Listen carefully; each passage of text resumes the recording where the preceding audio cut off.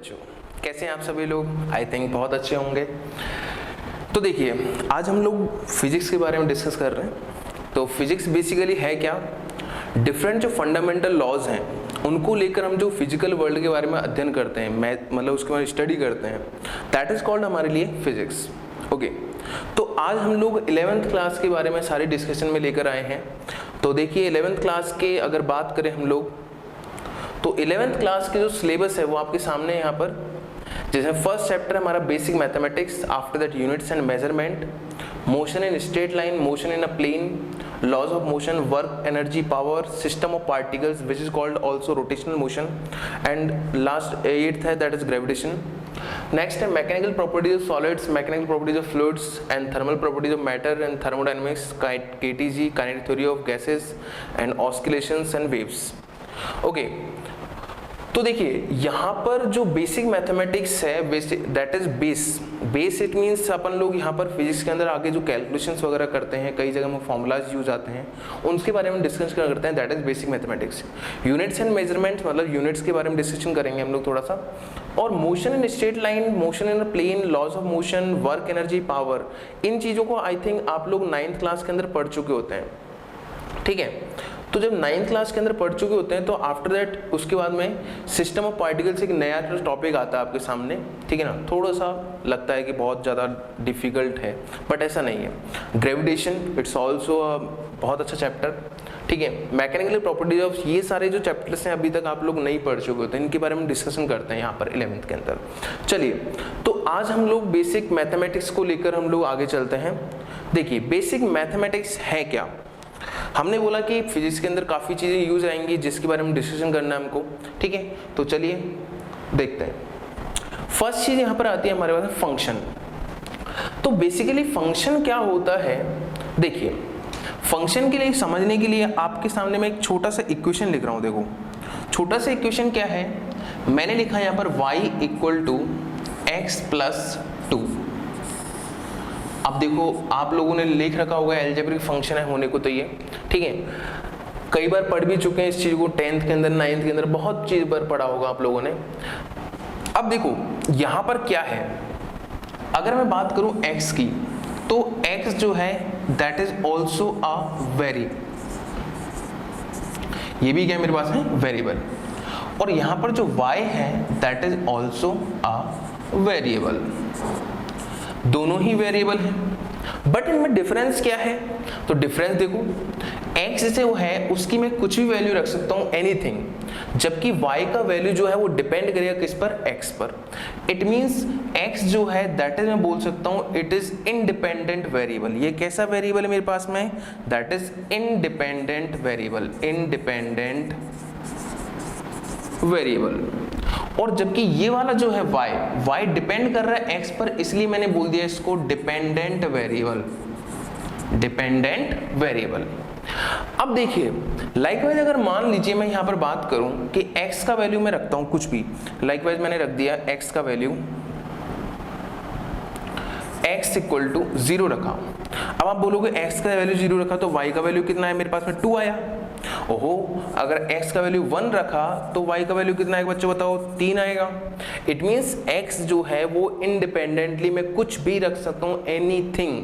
अगर मैं x का वैल्यू 5 रख देता, ये मेरे मन की बात है, तो x का वैल्यू 5 रखते, y का वैल्यू कितना आ जाएगा, that is 7। It means x जो है इंडिपेंडेंट, जबकि y कैसा है, डिपेंडेंट। अब इस चीज को अपन ऐसे समझे, थोड़ा सा आगे चलते हैं ना। तो y जो है किस पे डिपेंड कर रहा है, x पर। तो मैंने इस लाइन को लिखा, y is dependent on x। It means x पे डिपेंड कर रहा है। अच्छा, क्या मैं ऐसा कह सकता हूं कि y जो है x से रिलेट कर रहा है? बिल्कुल सही बात बोली अपन ने कि इसका मतलब y is related to x। अगर x नहीं होगा तो y रिलेट ही नहीं कर पाएगा। ओके, तो इट मींस इस लाइन से ही हमारे पास फंक्शन की एक डेफिनेशन निकल के आती है कि x भी वेरिएबल था, y भी वेरिएबल था, हो सकता है और वेरिएबल ले लो आप, x + y लिख देते हैं, इसको x + z लिख देते, कुछ भी वेरिएबल ले लो आप इसमें। ठीक है, it means when 2 or more variables are related to each other, when two or more variables are related to each other, then this is called a function. It means ये जो एक इक्वेशन बन के आया था, that is a function. ठीक है ना। अच्छा, कौन किससे रिलेटेड है? बिल्कुल सही बात, हमने बोला y किससे रिलेटेड है? x से।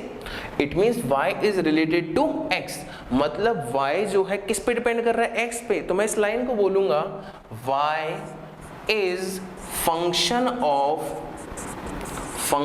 ऑफ किसका? x का।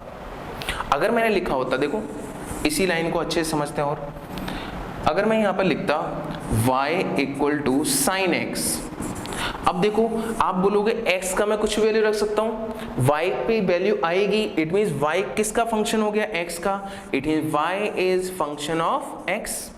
बिल्कुल सही बात। अगर मैं लिखता y equal to tan theta, अब थीटा लिख दिया ना, मतलब थीटा की वैल्यू कुछ भी रख सकता हूं तो y आएगा। इट मींस y किस पे डिपेंड कर रहा है? थीटा पर। It means y equal to function of theta. Okay, अगर मैं यहां पर लिख दूं y equal to u square plus 1, अब देखो u पे डिपेंड कौन कर रहा है? y। It means y is function of u। It means जो भी वेरिएबल पे डिपेंडेंसी आएगी दैट इज कॉल्ड हमारे लिए फंक्शन। ओके, तो उसी चीज में हम लोग डिफाइन कर रहे हैं यहाँ पर आगे फंक्शंस को। तो फंक्शन हमारे पास में कितने टाइप के? देखो यहाँ पर 5 टाइप के फंक्शन लिखे हुए हैं, और इनको याद करने का तरीका जो है दैट इज दिस वन। ये हो गया मेरे पास में एक छोटा सा फॉर्मूला लेते हैं हम लोग यहाँ पर, दैट इज ILATE, ILATE। आई किसको डिफाइन करता है? इनवर्स फंक्शन को। एल किसको करता है? लॉगरिथम को। ए किसको करता है? एल्जेब्रिक। और टी किसको करता है? ट्रिग्नोमेट्रिक। और ई यहाँ पर एक्सपोनेंशियल। ओके, तो देखिए अब इन फंक्शंस के बारे में हम लोग यहाँ पर आगे डिस्कशन करेंगे। तो देखिए सबसे पहले हम लोग जो यहाँ पर डिस्कस करने वाले हैं दैट इज हमारे लिए ट्रिग्नोमेट्रिक फंक्शंस। तो बेसिकली हम लोग आज ट्रिग्नोमेट्री के बारे में डिस्कस कर रहे हैं यहाँ पर। तो ट्रिग्नोमेट्री जो है वो जो स्टार्ट होती है, वो डिफाइन होती है, वो किस पर डिफाइन होती है? एंगल पे। इट मींस यहाँ पर सबसे पहली चीज जो आनी चाहिए दैट इज मेरे पास में एंगल। अब देखो एंगल क्या है? एंगल की बात करें, देखो इस लाइन को जो OX वाली लाइन है इसको अगर हम लोग यहाँ पर फिक्स कर देते हैं, अगर OP वाली लाइन को मैं यहाँ पर रोटेट करना स्टार्ट करूँ, ये रोटेट हो रही है, जैसे से आगे चलता जाएगा वैसे वैसे थीटा का वैल्यू बढ़ता जाएगा। इट मीन्स, और कम करूंगा तो कम हो जाएगा। इट मीन्स इन दोनों के बीच में ही, इस प्लेन में ये क्या डिफाइन हो रहा है यहाँ पर? एंगल। जब दो लाइंस के बीच में यहाँ पर कुछ सेपरेशन आ रहा है, एंगुलर सेपरेशन आ रहा है, दैट इज कॉल्ड हमारे लिए एंगल। अब ये जो एंगल है इसका मेजरमेंट कैसे किया जाता है? आप बिल्कुल करते होंगे, ऑब्वियसली 9-10 में खूब किया होगा अपन लोगों ने। तो यहाँ पर देखिए, जब इस लाइन को रेफरेंस मानकर, इस लाइन को रेफरेंस मानते हैं, रेफरेंस मतलब कोई भी एक चीज मुझे रेफरेंस माननी पड़ेगी, चाहे ये मानूं चाहे मैं ये मानूंगा। अब इसको अगर रेफरेंस मान रहा हूं तो मैं इधर जा रहा हूं, तो इस साइड जाते टाइम ये कौन सी डायरेक्शन हो रही है? That is anti clockwise. अब एंटी क्लॉकवाइज जो डायरेक्शन होगी, उस एंटी क्लॉकवाइज डायरेक्शन में जब भी आप एंगल मेजर करेंगे तो हमेशा कैसा एंगल मेजरमेंट होगा? वो पॉजिटिव। इट मींस ये एंगल कैसा मिला मेरे को? Positive angle. वहीं अगर मान लीजिए मैं यहां पर इस साइड अगर आया होता तो इस साइड मेजरमेंट हुआ होता और ये एंगल मान लो थीटा होता, तो ये डायरेक्शन कैसी हो गई मेरे पास में? क्लॉकवाइज। अगर ये डायरेक्शन क्लॉकवाइज है तो मेरे पास में एंगल का जो वैल्यू आएगा वो किस में आएगा? नेगेटिव में आएगा। इट मींस यहां पर दोनों डायरेक्शन में यहां पर देख सकता हूं कि अगर मैं एंटी क्लॉकवाइज जा रहा हूं तो एंगल मेरा कैसा होगा? पॉजिटिव होगा, जबकि एंगल अगर मैं क्लॉकवाइज डायरेक्शन में मेजर करूंगा that will be negative. Okay, तो हमारे पास में दो टाइप का मेजरमेंट हुआ यहां पर, पहले तो डायरेक्शन के हिसाब से। अब जो एंगल मेजर हुआ है, अभी तक आपने पढ़ा होगा कि जब भी हम लोग एंगल को लेते हैं तो एंगल की जो वैल्यू लेते हैं, जैसे मान लो 30 डिग्री लिया तो डिग्री जो आता है वहां पर एक मेजरमेंट की यूनिट आती है।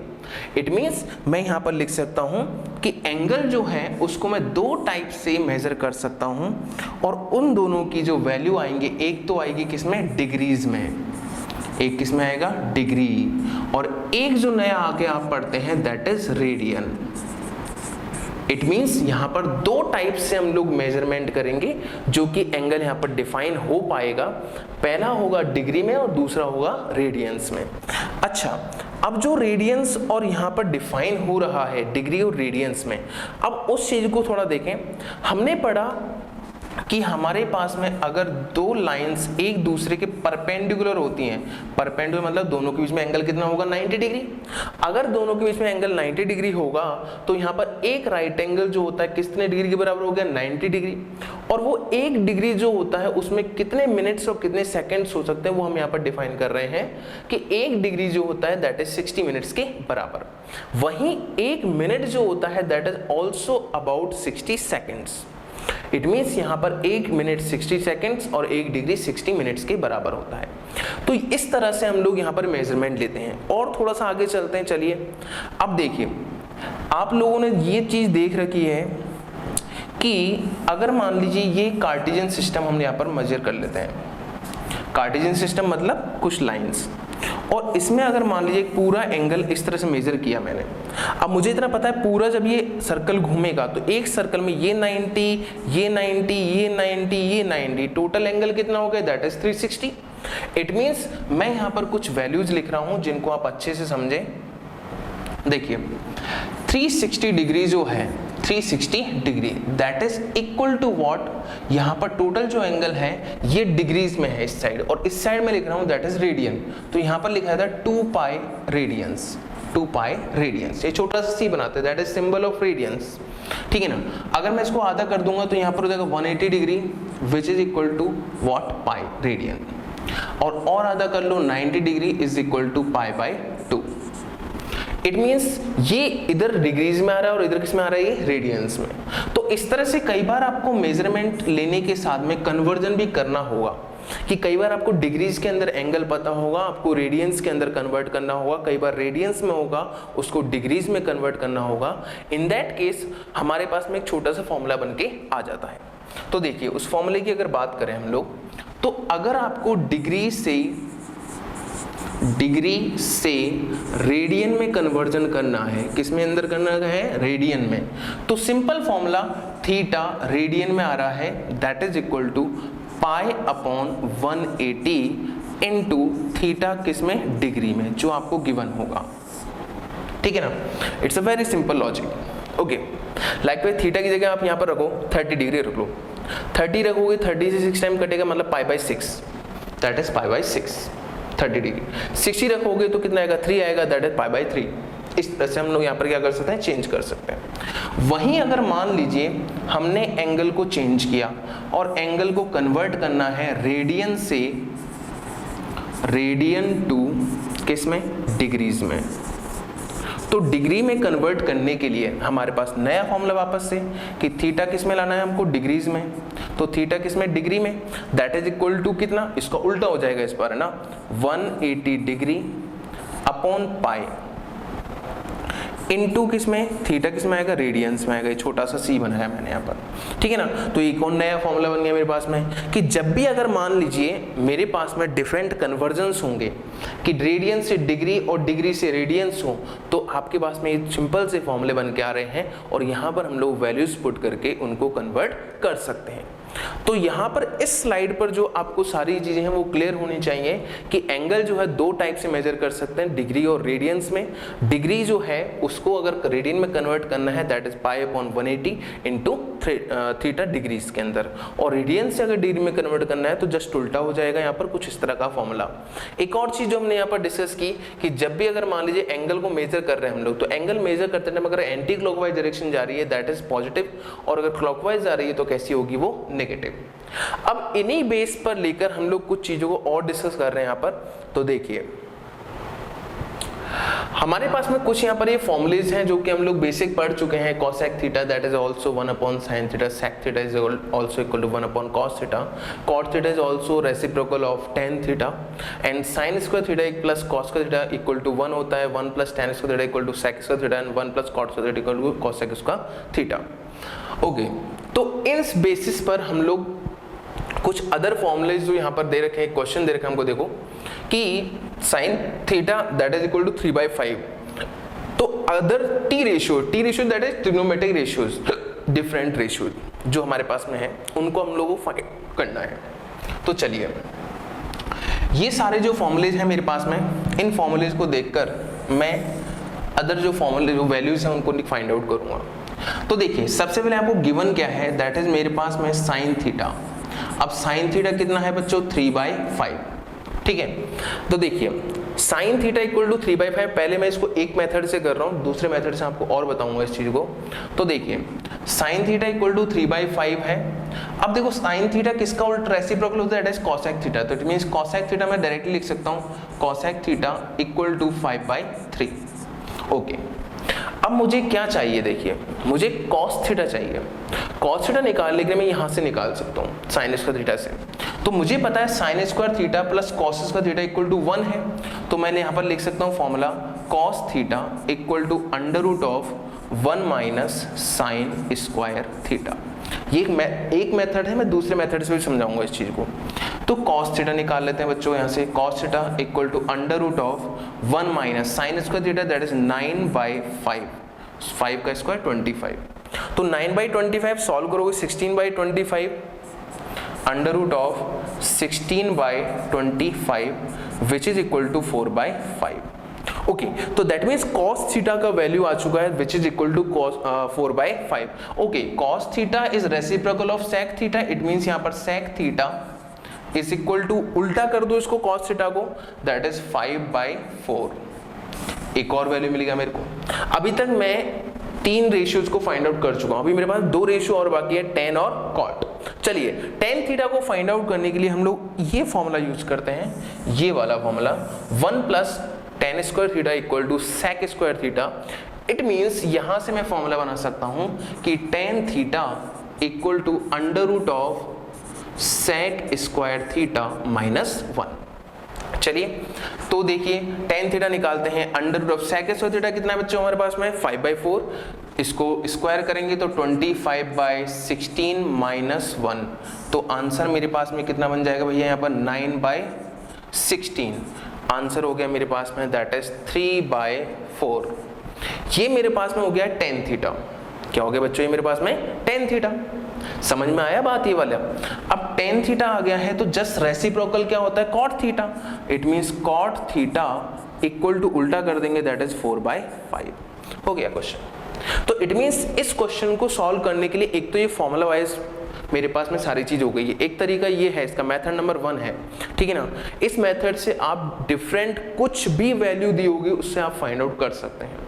बट एक और जो तरीका है वो आप लोग पढ़ चुके होंगे 9th-10th क्लास में, ठीक है ना। इसके बारे में देख लेते हैं। चलिए इसको मैं साफ करूं ऐसे। अब देखो इसी क्वेश्चन को हम एक और तरीके से सॉल्व करते हैं कि मुझे दे रखा है साइन थीटा इक्वल टू 3/5। चलिए इसको ट्राइंगल पे ले जाते हैं हम लोग।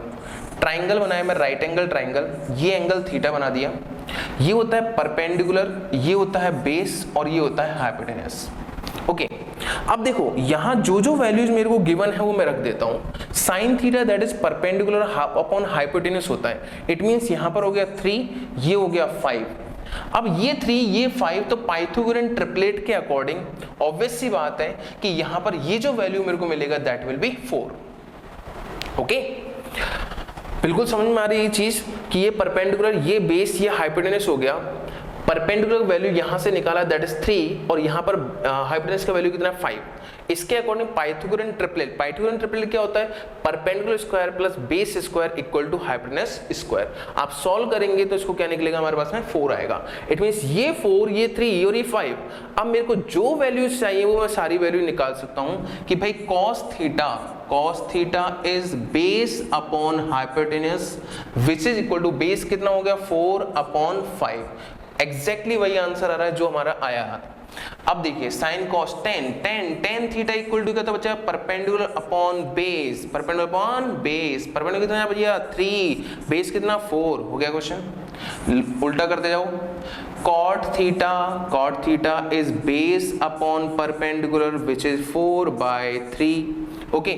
इसी तरह से अगर मान निकालें sec theta, sec theta, sec theta, sec theta is reciprocal of cos theta which is hypotenuse upon base at this answer is 5/4। इस तरह से cosec थीटा निकालेंगे, cosec theta is equal to hypotenuse upon perpendicular which is also is 5/3। तो हमारे पास वही के वही answer आ रहे हैं जो कि हमारे पास पहले वाले क्वेश्चन में आए थे, ठीक है। तो इस क्वेश्चन को करने के हमारे पास दो मेथड है, आप इस तरीके से भी कर सकते हैं और उस वाले तरीके से भी कर सकते हैं, आपको जो अच्छा लगे आप उससे करें इसको। चलिए नेक्स्ट हम लोग देखते हैं। यहाँ पर देखिए, यहाँ हम लोग वैल्यूज की बात करें, डिफरेंट जो ट्रिग्नोमेट्रिक रेशियोज हैं, हम यहाँ पर तीन वैल्यूज को हम लोग फाइंड आउट करते हुए चलते हैं, साइन, कॉस और टेन की वैल्यूज को, ठीक है ना। आप यहाँ तक पढ़ चुके हैं 90 तक, ठीक है ना। आगे की जो वैल्यूज हैं उनको फाइंड आउट करने का बहुत सिंपल तरीका है। देखिए ये वैल्यूज मेरे पास में सारी एग्जैक्टली हैं। आप ना कुछ ना करें, जैसे हम 90 बनाएंगे इस लाइन को पकड़ लीजिए आप, ठीक है ना, और उल्टा लिखना स्टार्ट करो। उल्टा लिख दिया हमने √3/2, 1/√2, 1/2 एंड 0। ओके, इस तरह 0 को पकड़ा, उल्टा लिख दिया 1/2, 1/√2, 1/√3/2 एंड -1। ये माइनस प्लस कैसे आएगा अभी बताऊंगा आपको। इन्फिनिटी एग्जैक्टली पकड़ा, उल्टा लिख दो, आप एग्जैक्टली वही आंसर आ जाएंगे। ओके, अब ये माइनस का क्या चक्कर है ये समझे आप यहाँ से। तो देखिए माइनस का चक्कर समझते हैं। अब देखिए हम लोगों ने यहाँ पर देखा है, देखो आपको लिखा हुआ दिख रहा है थोड़ा सा चीजें, इसी को मैं आपको अच्छे से समझाता हूँ। देखिए ये मेरा कार्टेशियन सिस्टम था, कार्टेशियन सिस्टम। इस कार्टेशियन सिस्टम में हम लोगों ने यहाँ पर एक एंगल बनाया। लेट सपोज ये एंटी क्लॉकवाइज गया तो ये एंगल हो गया +θ, दैट इज +θ। एंटी क्लॉकवाइज गया हूं मैं, एंटी क्लॉकवाइज गया हूं मैं, तो एंटी क्लॉकवाइज जाने पर मेरे पास में जो भी यहाँ पर एंगल मिला है वो मेरे पास में कैसा है, प्लस में है। बट अगर यही एंगल मेरे पास में क्या होगा, इस साइड अगर लूंगा मैं, इस एंगल को इस साइड अगर लूंगा, दैट इज क्लॉकवाइज डायरेक्शन, और ये एंगल हो जाएगा -θ। एग्जैक्टली वही एंगल मैंने यहाँ पर मेजर किया है जो मैंने इस तरफ किया था एंटी क्लॉकवाइज डायरेक्शन में, वही एंगल मैंने मेजर किया है इस साइड में क्लॉकवाइज डायरेक्शन में, दैट इज -θ। अब ये -θ वाला जो एंगल है इसकी वैल्यूज की बात करते हैं। तो इस पूरे सिनेरियो के लिए हमारे पास में एक छोटा सा हम लोग फॉर्मूला लिखते हैं विच इज कॉल्ड हमारे लिए ASTC रूल। ASTC रूल क्या कहता है, आप जो कार्टेशियन सिस्टम हम यहाँ पर ले रहे हैं, इस कार्टेशियन सिस्टम में this is called first quadrant, this is called second quadrant, this is third quadrant and this is fourth quadrant. अब इन क्वाड्रेंट्स में क्या क्या हो सकता है वो आप देखें ध्यान से। देखिए फर्स्ट क्वाड्रेंट की बात करें तो ए मतलब दैट इज ऑल, जो जो पॉजिटिव होंगे उनके बारे में बात करें तो all positive, all positive, all positive. S stands for sine and cosec, obviously reciprocal है इसलिए आएगा यहाँ पर, ठीक है। साइन का रेसिप्रोकल कोसेक, तो ये दोनों क्या होंगे, पॉजिटिव होंगे, बाकी सारे क्या होंगे, नेगेटिव होंगे। इसी तरह से T as in tan theta, तो यहाँ पर tan and reciprocal is cot, तो ये दोनों क्या होंगे, यहाँ पर पॉजिटिव होंगे। और लास्ट क्या बचता है, दैट इज कॉस, तो कॉस और इसका रेसिप्रोकल सेक, यहाँ पर फोर्थ क्वाड्रेंट में ये दोनों क्या होंगे, पॉजिटिव, और बाकी सारे क्या होंगे, नेगेटिव होंगे। तो देखिए अब देखिए आप यहाँ पर समझो, जो मैंने यहाँ पर एंगल मेजर किया है इधर था थीटा पे और इधर किस पे था, ये -θ पे, ठीक है ना।